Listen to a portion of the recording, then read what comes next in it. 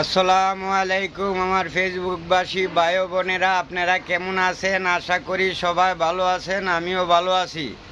তো আমার কষ্টর খবরটা হইলো ভাই, আপনারা কেউ তো লইলেন না। আমি আপনাদেরকে বলতেছি, আমার কষ্টের খবরটা শুনে যদি আপনাদের মনে একটুও মায়া দয়া লাগে, তাইলে আমার ভিডিওটাতে একটু লাইক শেয়ার কমেন্ট করবেন, আমার পাশে দাঁড়াবেন, যাতে আবার আমি মনিটাইজেশনটা ফেরত পাই। আমাকে ফেসবুক মনিটাইজেশন দিয়ে দিছিল, মাত্র ৫,১০০ ফলোয়ার ছিল, তারপরেও আমাকে ফেসবুক মনিটাইজেশন দিছিল।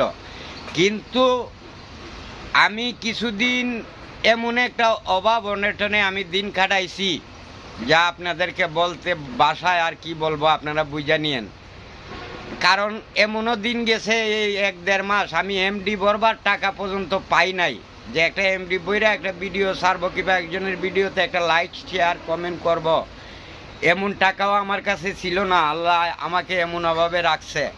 তো কথাটা হইল, যাই হোক, ফেসবুক মনিটাইজেশন দিছে, আবার নিয়ে গেছে। আমার এই ভুল, আমি অ্যাক্টিভ থাকতে পারি নাই, নিয়মিত ভিডিও দিতে পারি নাই, এটা হচ্ছে আমার অপরাধ। তো আমি আপনার ফেসবুকের কাছে আবার আমার আকুল আবেদন থাকবে, আমি এখন আবার নিয়মিত অ্যাক্টিভ থাকবো, আমাকে যেন মনিটাইজেশনটা আবার দেয়। আমি ফেসবুক কোম্পানির কাছে এই আবেদন রাখলাম। আর আমার বাংলাদেশ জনগণ ভাইদের কাছে বললাম, আমার তারেক ভাইয়ের পাশে সবাই থাকেন। তারেক ভাই নতুন সরকার আইছে, দেশ ভালো সরকার, উনি ভালোভাবে দেশ চালাইবে, দেশ শান্তিতে চলবে।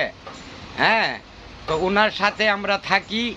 আর আমার আইডিটারে একটু আপনারা একটু শেয়ার করে দিবেন, একটু শেয়ার করে দিবেন, আর একটা ফলো দিবেন ভাই। ফলোয়ারের অভাব, এখন মনে হয় ১০,০০০ ফলোয়ার না হইলে আমার সেট আপটা আমি পাবো না। তো আপনাদের কাছে আমার আকুল আবেদন।